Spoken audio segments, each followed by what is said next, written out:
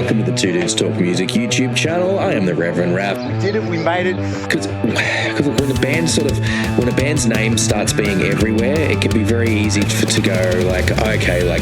It's because I know what it's like to feel left out and to feel like people are weird or mean to you, and so I never want to be that person. And I want. This here is my good friend Kyle, aka the BeerBuddy. Big opportunity. You guys must be stoked you're on the first day too, because you can just sort of shoot. Yeah, you can just relax. Brian was sitting down with his longtime friend and his former bandmate Meegs from Cold Chamber, and they were having coffee, and Brian was.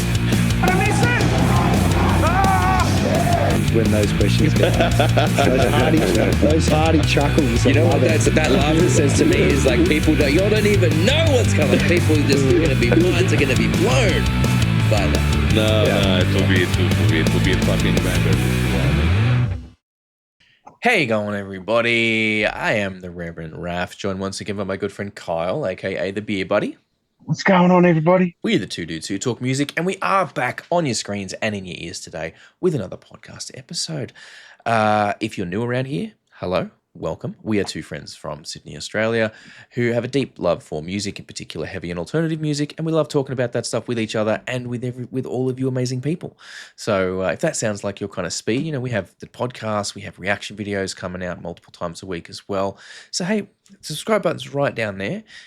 We'd love to have you on board. We are trying to get to 5,000 subscribers by the end of 2025. So yeah, love to have you along for that journey. And we do also have a Patreon. It's just a couple of bucks a month. It helps cover some of the costs of running the channel, but obviously no obligation for you there. We realize everyone's trying to get you to pay a subscription for various things.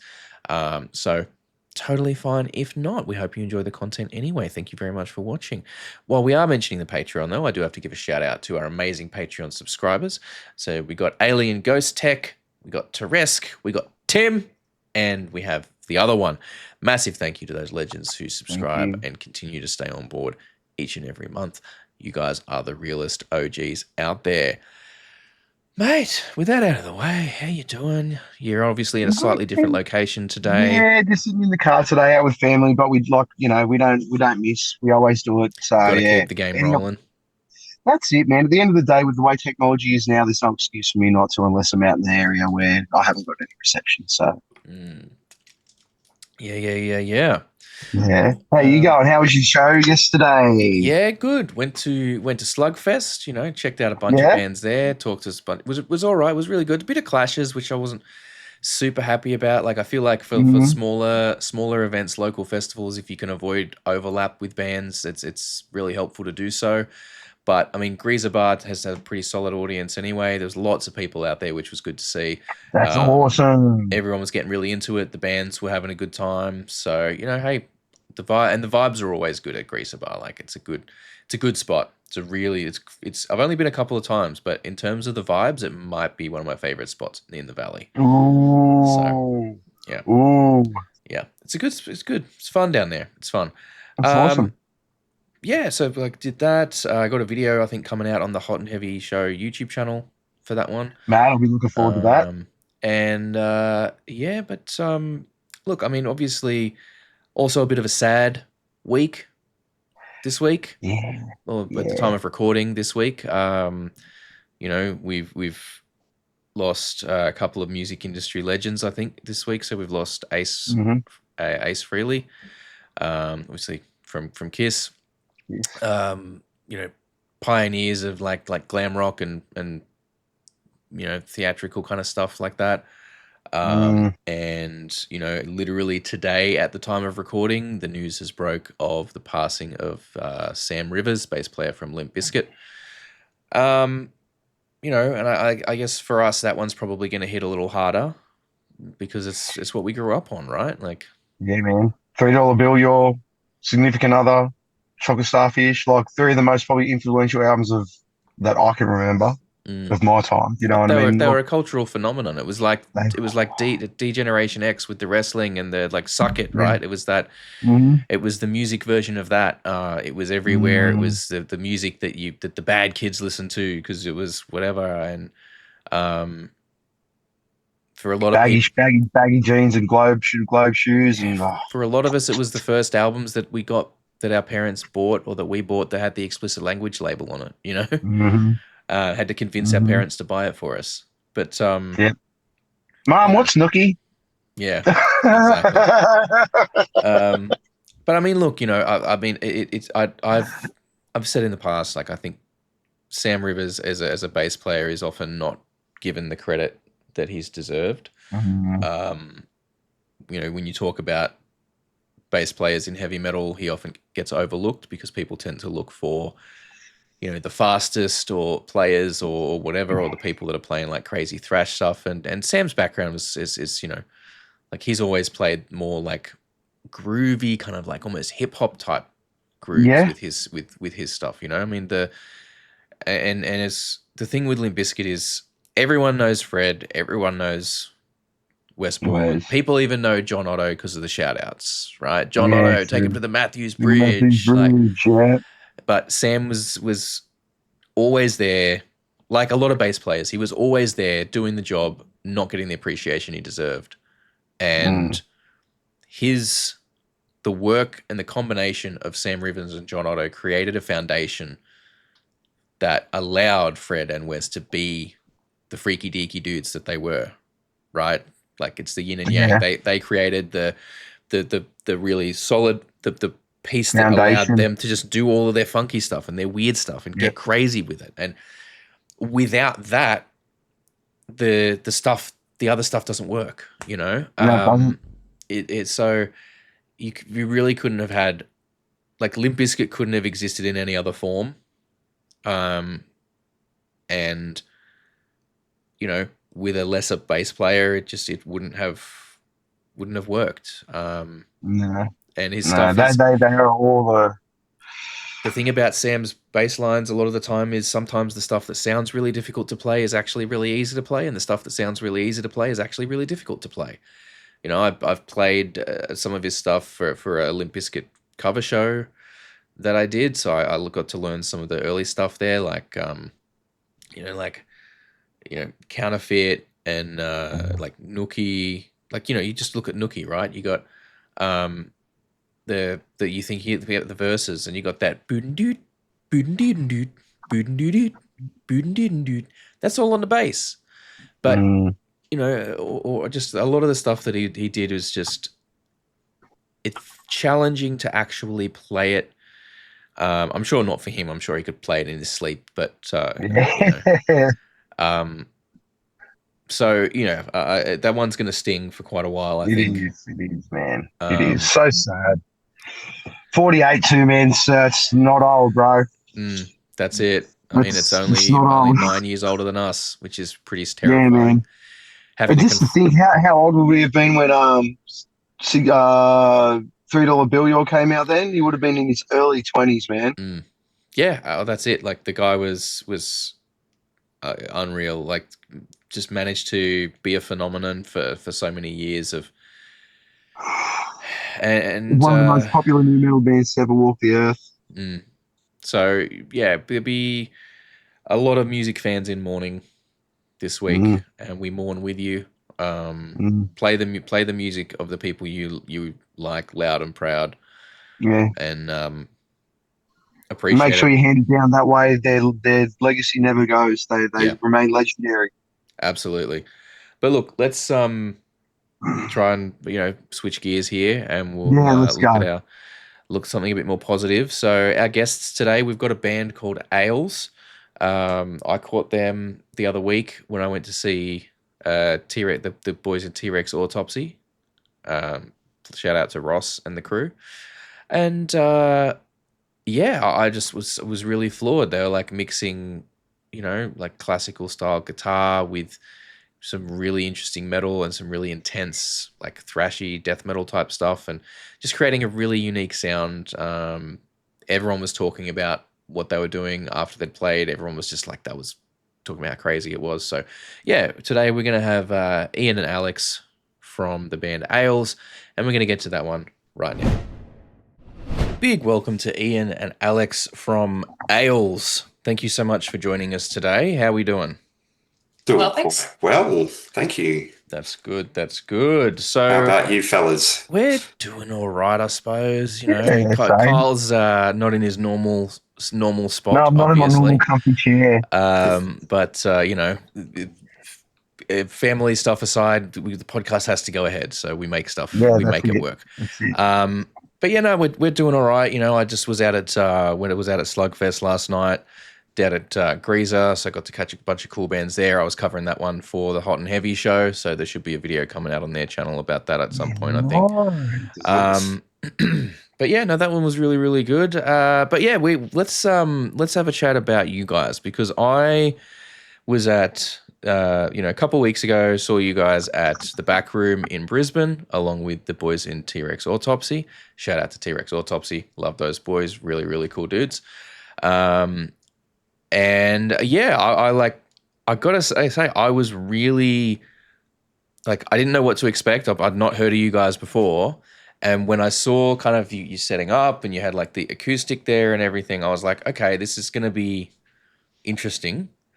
And it genuinely floored me the stuff that you guys were doing, the layering that was going on there, the way you were constructing everything and putting the, fitting the acoustic stuff into the heavier sound. Really impressed. Really, really impressed. Cheers. So, Thank you. Big shout out to you guys for that one. Is it what for those who maybe are not who watching and are not familiar? How would you guys describe the music that you create? So the very basic sort of flat term would be progressive metal, but I think that opens up doesn't really get very specific using that term. So both Will and I did a classical guitar degree together at the Queensland Conservatorium. So I'll give you a little history of the band. Please. Alex and I played in a band called Born from the Ashes. We sort of played around Brisbane a lot between around 2006-ish to around 2010. A lot of the material on the new Ahles album came out of demos that we recorded then. Around 2010, as an adult student, I went and did a classical guitar degree at Queensland Conservatorium, and really, I sort of learned self-taught classical guitar before that, and I kind of really learned a lot of those techniques and skills properly, and that's where I met Will and Monash. And then when revisiting these demos, those kind of techniques, I used them with the demos that we had and kind of build it up to what you hear now. So that's kind of a little story about it. When I was off doing classical guitar, Alex here was getting really good at death metal with Puncture Wound, if you know that band. They're a Gold Coast-based death metal band. The name doesn't ring a bell, but I'll have to see what I can find, if there's anything out there for me to listen to for him. She was also getting online lessons with George Calais of Nile fame for quite a few years as well. Okay. So she was getting more metal while I was getting less metal. So. How does one classically train themselves on the guitar? So there's books and publications and learning how to read music, and you can sort of teach yourself the music. I had a bunch of technical flaws that I had to completely rework because I taught myself and the technique wasn't great. So I kind of had to build it all the way up from scratch. It was quite a humbling experience, actually. So yeah. Okay.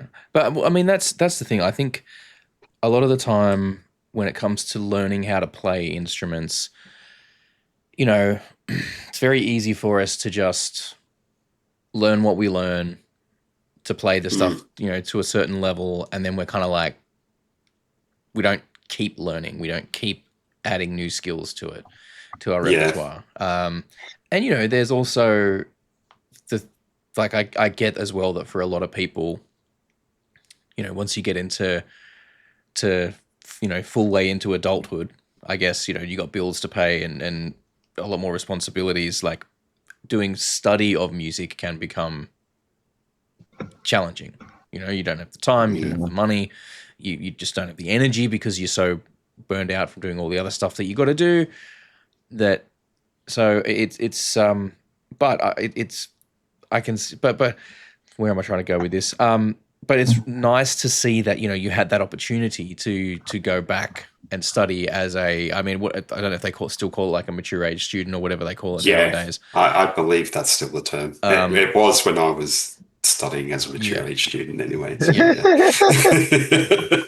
That's gone back a little while now, though. So I won't lie though, like it's something that I'd love to be able to do at some point. Go back and sort of brush up on areas that I maybe have gotten a bit lax in, and improve my skill set, improve my knowledge, get deeper into the instrument and stuff like that.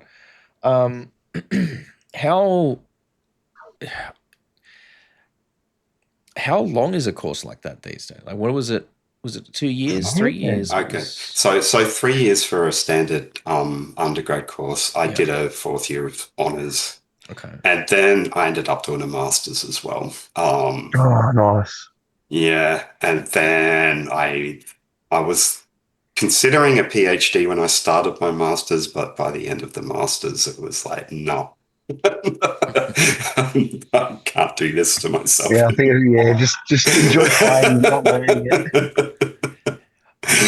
I mean, that's a lot. I mean, that must have really provided. I mean, I'm sure even to go into a course like that, you've got to have a very deep knowledge of music and the instrument already.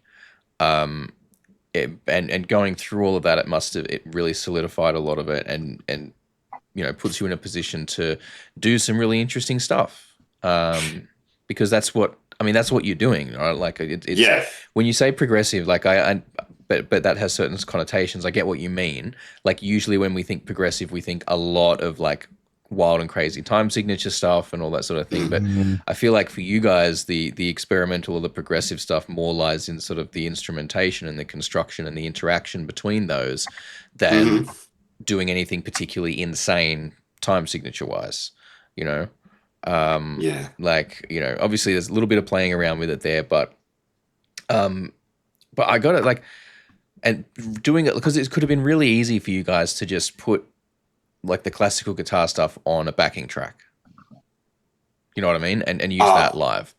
But the fact that you are bringing that and actually playing that on stage as well is like, that's more visually interesting, I think. And, it makes for a more authentic experience for the audience, from the audience perspective. Is that something that you were shooting for, or you just like, you were like, no, we're not going to do like backing tracks for that stuff. We're going to, I want to be able to play it on stage and I want to do it properly. Like, was that the goal? Yeah, I sort of bought that solid body nylon guitar with the idea of playing it live because like proper acoustic instruments tend to feedback like hell. Yeah. So so I had that in mind, and actually with some of the new material that we've started writing, I'm incorporating it even a little bit more than I did with the album we released this year. So it won't be on every single track. There are some like we've currently got there. There's quite a bit of pure metal without that. But there'll be a few that I'm playing the classical all the way through as well. So that's going to keep going. See, as a punter, that's an automatic selling point for me. If I'm walking into a venue and I see I'm at a metal show and I see an acoustic guitar getting set up on stage, I'm watching. Cool. Like 100% every single time. Like, it's just because it's not something that's done all the time. So as soon as anything like that and you're willing to take those sort of steps out of the box in the normalcy area, I'm there for it. I love seeing it. Awesome. Yeah.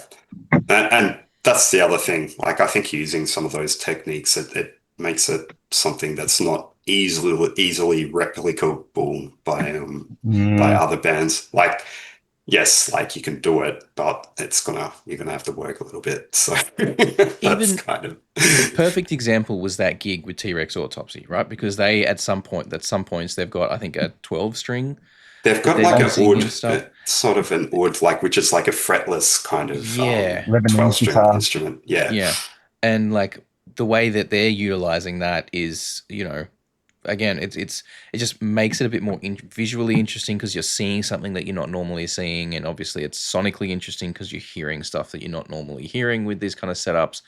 And I mean, T-Rex Autopsy, like they do all sorts of crazy stuff that's you just don't see a lot of bands do, right? Like the way they switch their instruments around Yeah. and do different things there, and they've got a couple like the two different, they got like Ross and I'm terribly sorry, I've drawn a blank on the other guy's name, but doing It's the not Jack. vocals.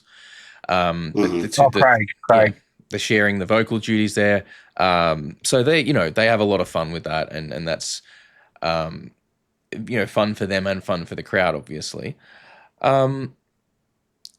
Alex, I want to ask, do you find that Ian's writing is like challenging you more, or is your playing challenging Ian's writing more?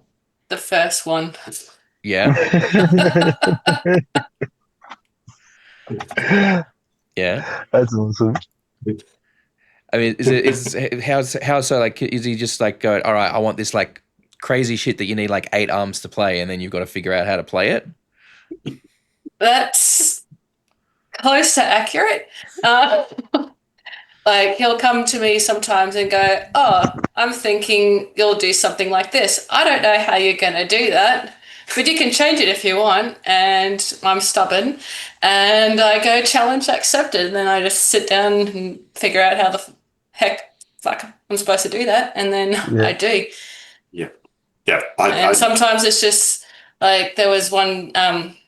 I think it was something spiritual. He had no drum ideas for that one at all. He's just like, "Here you go." I'm like, "Okay, what sounds good? What needs accenting? How's the feel of this bit? Blah blah blah." And I remember the heavier parts. I'm like, "Ian, what the hell are you doing in this? It sounds like it's in 4/4, but it's clearly not. What have you done?" And he's like, "Oh, it's in 7/8." I'm like, "Son of a bitch." I'm like, I know. I'll make a drum sound like it's in 4/4. Got you.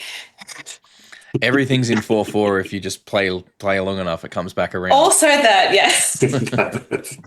Yeah, you'll find one eventually. Yeah, just stick with it, and then it just keeps shifting, and it lands back on it sooner or later. That's Oh, I could just see every single drummer like just going, "You guys are assholes. It's so much harder than that." I'm just being a dick for the sake of being a dick. No, I know, but it's you know what it is. I think it's a jealousy. I wish I could just at least do a 4/4 time consistently, properly, without stuffing it up. And here you're like, I could do 7/8. Oh, we'll just do this. We'll just do that. Drummers are the best, man. Drummers are in a whole league of their own. Yes. If it makes you feel any better, when I was really little, I thought the guitar was so cool and I really wanted to play it. And then year 8, when I finally got to put my hands on it, I'm like, this is really hard. I don't want to do this anymore. So you pick the drums. Yeah, I never wanted to play the drums until my music teacher made us all do it for music class. I'm like, something I was immediately good at. Yay. Oh, lucky. Yeah, like they always need a drummer, so I guess that's why they made all the kids do it. So hey, there's never enough drummers or bass players. That's how my teacher did it. Whichever one could do it the longest, like you're a drummer now. You can hold the 4/4 beat the longest, you're a drummer now. Yeah, I think there's like one drummer for every 5 bands in any kind of music scene. So that's the way. Yeah, I usually see it going. Yeah, but no, I mean, am I correct in that the album, so Between Dreams and the Waking World, so is that intended as like a concept album, like a start to finish sort of continuous listen, one thing kind of the whole way through, or is it more I guess you want to say like traditional album in the sense of like a collection of songs around a similar sort of vibe and theme there, or what's the? Yeah, there's no specific theme. I think that the title came about because like I've kind of had all the songs together before putting the band together, and like one of the things that inspired me actually was seeing Alex do a playthrough video of one of the old demos, and that was one of the things that sort of kicked my butt into the gear to doing it. But the idea I had in my sort of head was the merging of these two worlds. I'd kind of been deeply involved with, like, very specifically separately at separate times, but and sort of the between dreams and the waking world is kind of like that thing you have as a musician where you've got to sort of find a way to live and put your music out there and like have time to take a shit every now and then. It's like half the time you feel like you're asleep anyway. So that's kind of where, that's not exactly where the title came from. Like it's kind of, but it is. I mean, it is applicable, like, right? Like the idea, Yeah. of, you know, I mean, any musical project starts as an idea or a dream, if you will, and then Yeah. you, by recording it and releasing it, you're bringing it into the waking world. Like that's so there's that element of it. And as you say, like as musicians, we like most of us, we still got to have day jobs. We still got to, you know, have the waking world and then the chasing the dream of being a musician as well at the same time. So we kind of exist in the space, it's both worlds simultaneously, but also in the space between them. So I think it's a really every member of a heavy metal band is basically like that, man. Where by day you got to be this, like, you know, this functioning member of society, and you got to go through all this stuff, and then just on the weekend or at night when the concert comes up and you get to play, you just get to put on your mad costume and go hard. Mate, it'd be a lot easier if we were Batman. We could just like pay for all the touring. Yes. Well, they call the back tour.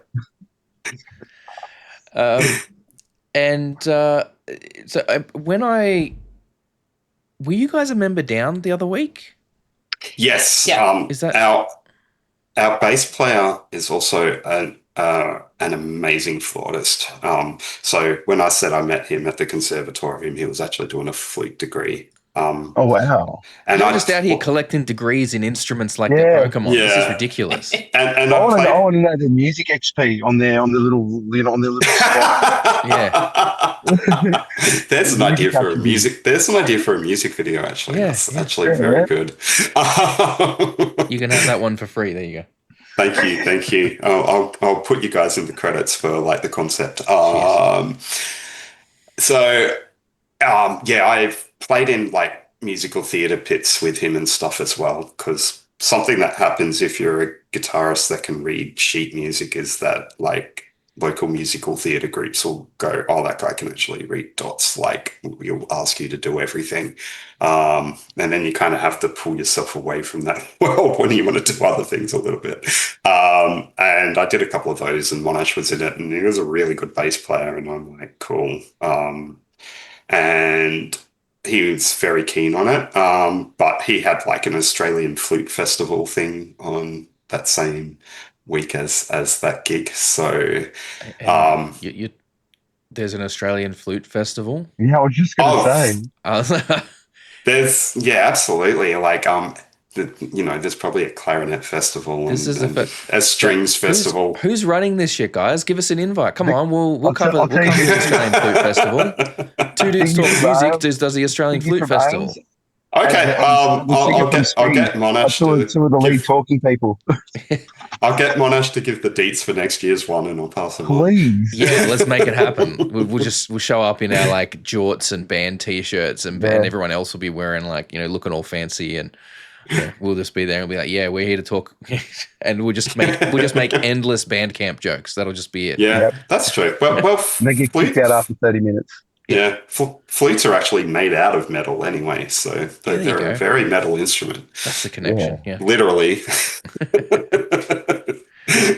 But that's crazy though. Like, I mean, the fact that you guys are playing, you know, at that kind of level, like, and this is the thing that I've said many times on the channel beforehand, is you look at a lot of it blows people away that aren't musicians when they listen to metal, because they think, oh, it's just whatever. They don't think, the people that don't get it, they don't think about the talent that's involved, right? But a lot of the time, if you're out there playing gigs, when you're playing gigs, you're playing at this level, but your actual ability a lot of the time is like up here.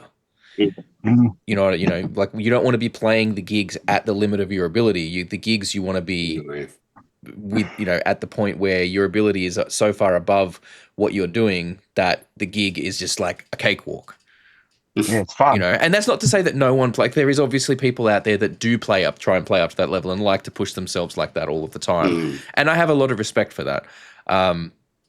I just think for a lot of people, great example I like to use is, someone like Paul Gray from Slipknot.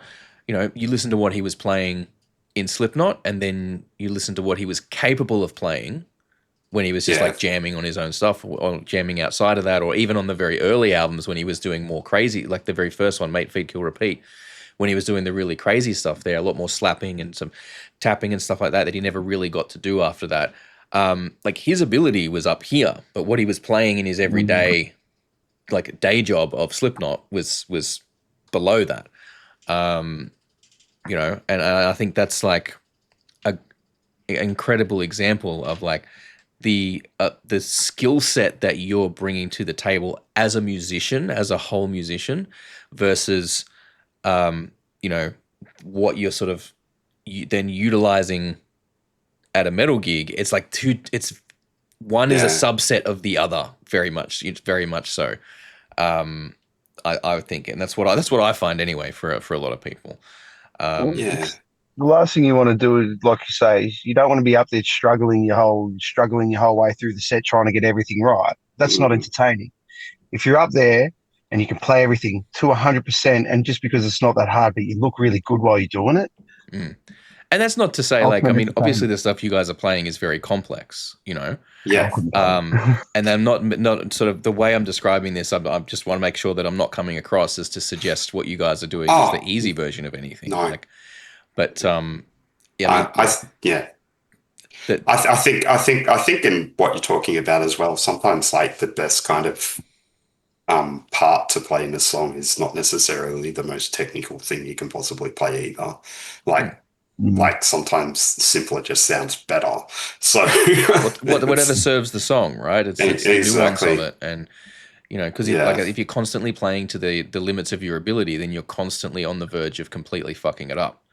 Whereas that's true. If you're playing down from there, you're like in a space where you've just got it, and it's it can be done, and the chances of mistakes are a lot lower and things like that. But I remember reading something when I was studying, about performance practice and some of the research that goes into it. And you probably play about 15% worse in a gig than you do when you're just on your own. So that's the percentage someone came up. Well, that's the percentage I remember in what I was reading 10 plus years ago. So, but that makes sense. You've got so many other factors there. One there's like the nerves and the adrenaline of playing in front of other people. There's the distractions of the lights and the other people around. Absolutely, it's a different environment. So, and shit goes wrong as well. So a lot of being a good musician is those recovery skills anyway. And I try and tell that to my guitar students is that you're gonna fuck up. I don't actually use that language with kids, but at some point you are gonna fuck up, and it's how you sort of cover that up, because you can fuck up a lot and get away with a lot without anyone noticing if you don't show it. So that's it. If you stuff up and you're like, that's when people know. If someone hits the wrong note and the whole band turns around and looks at that one person. Yeah, it's like whereas if you hit the wrong note and you just carry on like nothing happened, all you did was play the jazz version. Exactly. You improv that one, you know what I mean? Special live version just for that crowd. A great tip that I got was if you make a mistake, repeat the mistake. Yeah. if you Yeah. can. So then like, you know, give someone a filthy while you're doing it. So it's like, no, I meant to do that, motherfucker. Well, if the whole band happens to make a mistake and the whole band can repeat that mistake, then you've got the best band. Like, it's like the whole tree falling. Did it actually happen? yeah, exactly. But like that was one of the things, man. Like after you guys played, like there's so many people at that gig were like talking about like your right hand technique on the thing, and you know all the just how just you know unique and interesting what you were doing was, and you know I really think that the album came out earlier this year, right? Yeah, July of this year. Okay. Yeah. And that was the first sort of, I guess, full length that you guys have done. You had a couple of tracks before then. Yeah. We've released 2 singles and then the album in July. Then the album there, okay. And and both of those tracks are on the album there. Okay. Yeah. So you mentioned you're already like working on the next sort of stuff. Yeah, we've got some songs in the pipeline. I think only one of them's sort of finished with lyrics and things, though. It's not just me writing the music on this next one as well. Will, our other guitarist, he's written a full song music-wise, and he's got a couple of other riffs going around as well. So there will be some different sounding stuff on the next album just due to that. And I'm playing around with some different ideas too. So I'm very bad at being a single genre kind of songwriter. So most okay. We love that. We love that. That's the hardest part. It's an underselling point with bands like you and T-Rex. You can't just say you're prog because there's something. Yeah. Like, you know what I mean? It's just like if I like when someone says prog to me, it's like long songs, heavy, weird time signatures. Try and keep up and try and figure out what they're doing as they go along. But when you throw in those like extra elements like the acoustic guitars and all that sort of stuff, it's like prog plus. Well, if you listen to really old prog rock stuff like Yes and King Crimson, that do stuff like that all the time. I think somewhere in the prog metal world it kind of turned into that a little bit, but I don't know. Opeth throw out a lot of acoustic stuff as well and do different sort of sounds. But yeah, I mean that's where I think a lot of stuff is heading these days is really genre bending. That's a space that felt like there wasn't a lot being explored in that arena for a while. Because the thing is, like, you know, I mean, I have, and I know this is not necessarily the most popular opinion, but I have said in the past that I don't describe nu metal as a genre. I describe it as a time period, because there was a time, sort of this time period where there was basically an explosion of experimentation in metal, and people combined metal with so many different things. They took people were playing around with all these other different genres and mixing it together with heavy metal and seeing what they could do with it. And that's why a lot of the bands that are often labeled as nu metal sound vastly different, so much more different from one another than, say, if you were to look at thrash bands. Like, you got thrash bands, a lot of thrash bands, they sound very, very much the same. But you look at nu metal bands and you're like, well, Disturbed and Korn and Limp Bizkit all sound vastly different from one another.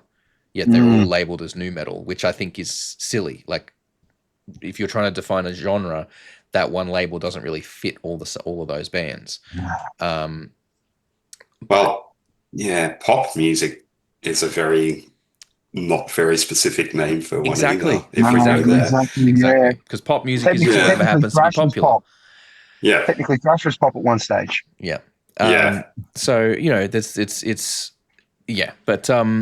but I think that, you know, for a time we sort of the genre definitions got very sort of like, all right, you're doing this genre, so all the bands, you know, you sound like all the other bands in that genre, you know.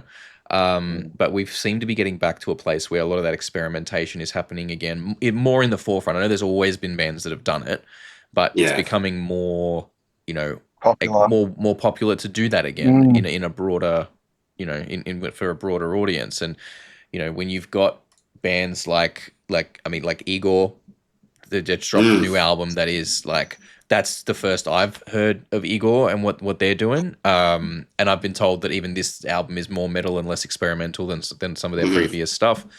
So now I got to go back and check out the previous stuff to see what they were. Yeah, that's mind bending, man. What was doing there, but like that, I listened to that whole album and I'm like, oh yeah, this is it. Like this is the thing. Like, Yeah.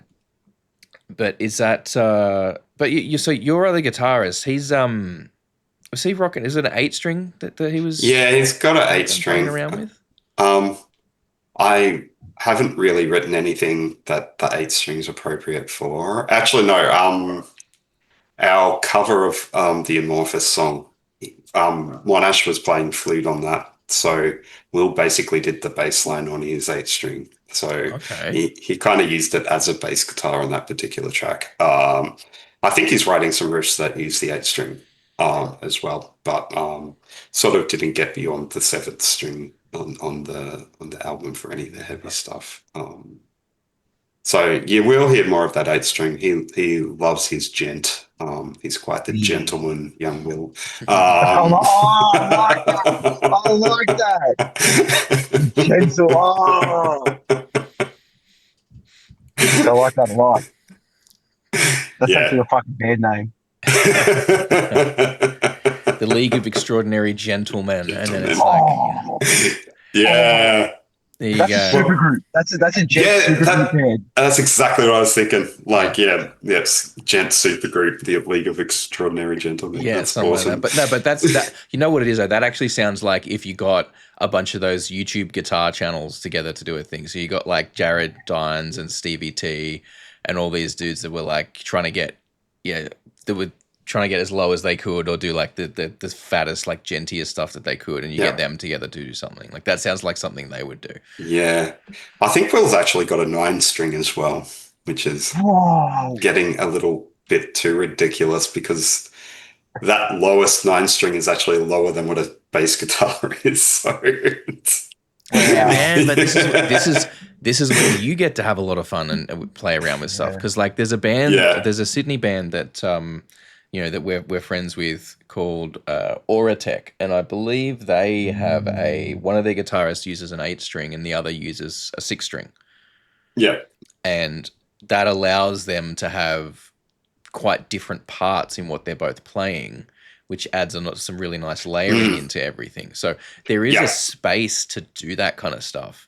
And then you look at bands like Meshuggah, where the guitars, yes, the guitars are there, but then the bass is tuned to the same register as the 8-string guitars. So they're creating like this, their sound comes from that unique combination of approaching it that way. So, there's a lot of fun to be had there. And I'm sure when you really get into the composition of it, there's a lot you can do with that ultra low registers on the 8 and 9-string basses combined with the bass, combined with, like your more standard 6-string guitars and the classical guitar work there. Like, I'm sure there's a lot of fun to be had with all of that. Yeah, you can probably try and open up the 7th portal to hell. By tuning it down so low that it just cracks the earth. Yeah. Oh, the brown tone. That's the one you get when you get really low. Look, that's what I think. That's the best part about the proggier bands out there, is because there are no rules into what it's not. You can't do that. It's okay. People say you can't. Challenge accepted. Let's see how we can do it. Yeah. Let's see how much further we can go down this rabbit hole of things that probably shouldn't be done but can. Yeah. So we'll see how we go with some of that as we start finalizing songs. So Will's definitely hitting that 8-string on some of his new riffs. So, and Alex, are you trying to push things a bit more on the next album? I'll attempt it. See how you go. Maybe you looking at getting. Have you considered getting in any like extra weird little percussion things? I've got enough things. My fort's pretty high right now. So probably not. I've been trying to talk her into getting a cowbell for like decades now. Oh, yeah, see? There's like She Will said, man. refuses. Dude, Um, how are you going to play Killing in the Name of without a cowbell? That's right. That's right. Mm. Or even Keep On Rotting in the Free World by Carcass. That's got a cowbell in it Yep, too. yep. Yeah. Just muck around with it, have a lot of fun with it. But no. So so you guys have got a couple more gigs coming up for this year. Yep. So you were saying the 25th, which will be, I think, the Saturday after this episode comes out.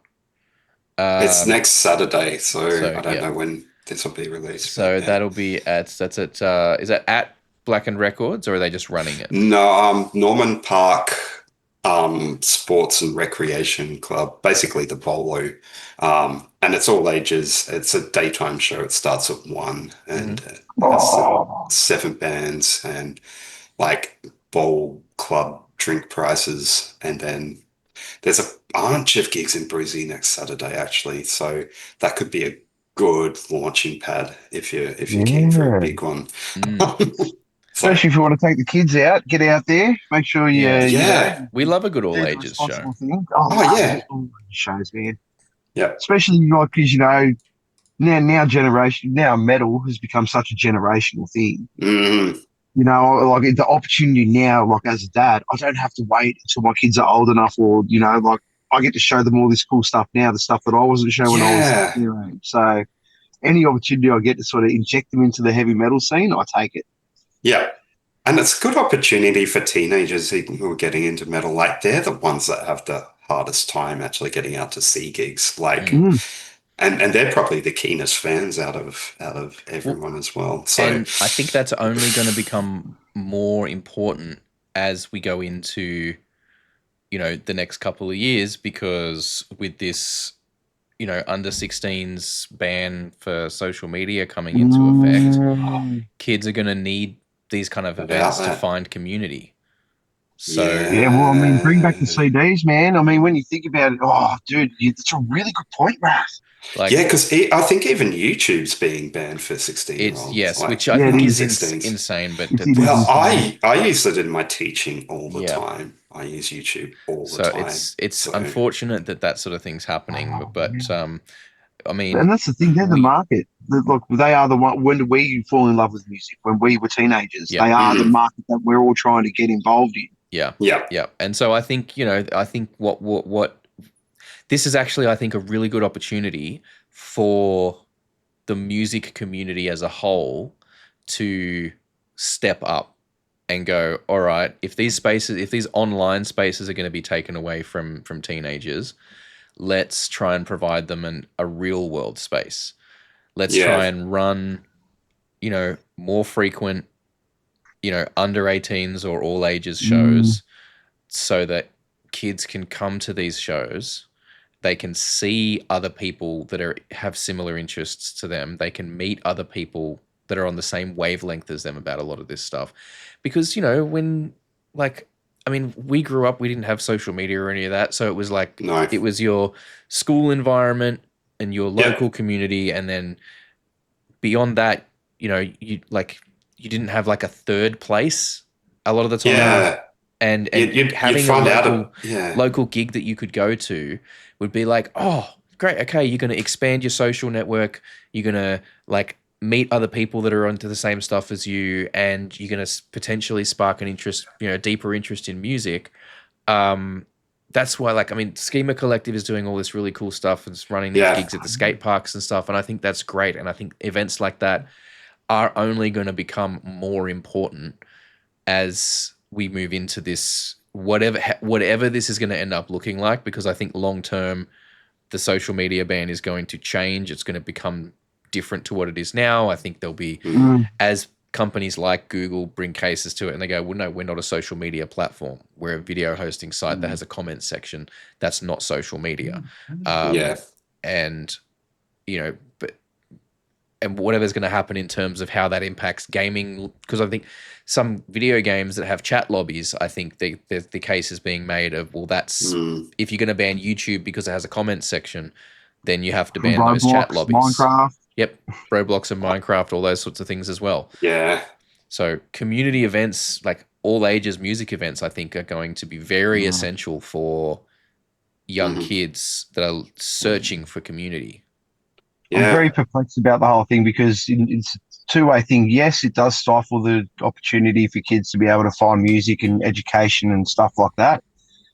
But like Raff said, if more adults start putting time and effort into getting kids out of the house and getting them exposed to those things anyway, not through their computer screens, but through social interaction, it could work. And I mean, I'm not here to sort of pass judgment on like the political parties that have set these things up or anything. That's not what the point of the discussion's about. But I think, and I didn't really even intend to touch on this in the podcast. It's just sort of like, we have tangents and we just go on stuff. But sure. But I think all ages events, I think we've hit on something here. I really think we have. Like, I think this is where the music community and the metal community could sort of step up and be like, right, you have trouble, you feel like you don't belong and you have trouble connecting with people. Here's an event where everyone else feels the same way. And just have to go back to the old school ways of putting the posters up at all the local schools in the area that you're having it at. Yeah, for sure. Good old word of mouth. Community notice boards. Maybe even street press can make a comeback. Who knows? All of a sudden the government are going, why are all these posters back up everywhere? It's like, because you don't let anyone use their computers no more. This is how we have to tell everyone the information. And so we did get a bit sidetracked there, but we're talking about your gigs. And then you've also got the 8th of November at PFR Lounge with Murgatroyd. So.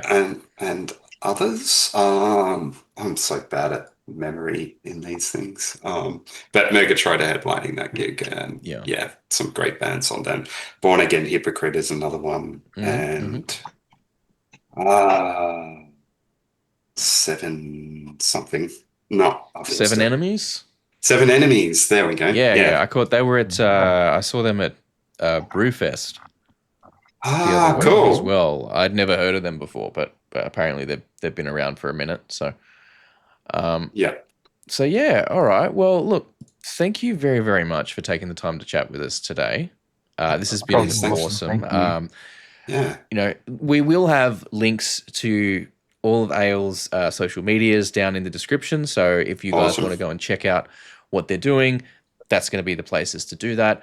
Get out to a gig, go and check them out. If you can catch them at either of those gigs coming up again. So again, we got the 25th, which is this coming Saturday at the Bowl. What was the Bowls Club you said? Sorry, which one? Norman Park Bowls Bolo. And then the 8th of November at PFR Lounge. Get out and check one of those out. And I'm curious what people's thoughts about that. Doing more all ages music events as a way to sort of try and put some community back out there for. Kids. I think that's some territory that we'll need to explore a bit further. It is a gap in the market that's going to need to be filled. All right. Filled. Well, big thank you again to Ian and Alex from Ahles for joining us today. Very much appreciated. If you've had a good time watching today's video, please consider hitting that like and subscribe button. We are on a journey to try and get to 5,000 subscribers by the end of 2025. And we do have the Patreon, just a couple of bucks a month. You get everything early and ad-free. But other than that, thank you so much for watching, everybody. Have a great day. Take care of yourself and your mates. And we'll catch you guys next time. Peace out. Thank you so much for hanging out with us today. We really hope you had a good time. If you did, please consider hitting that subscribe button and the notification bell down there. It helps the channel grow. We are still a fairly young channel and we like to try and grow our audience all over the world.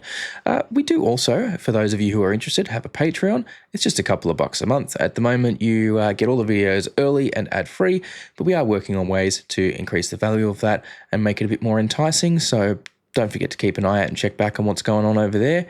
Other than that, thank you so much for your time. Enjoy the rest of your day.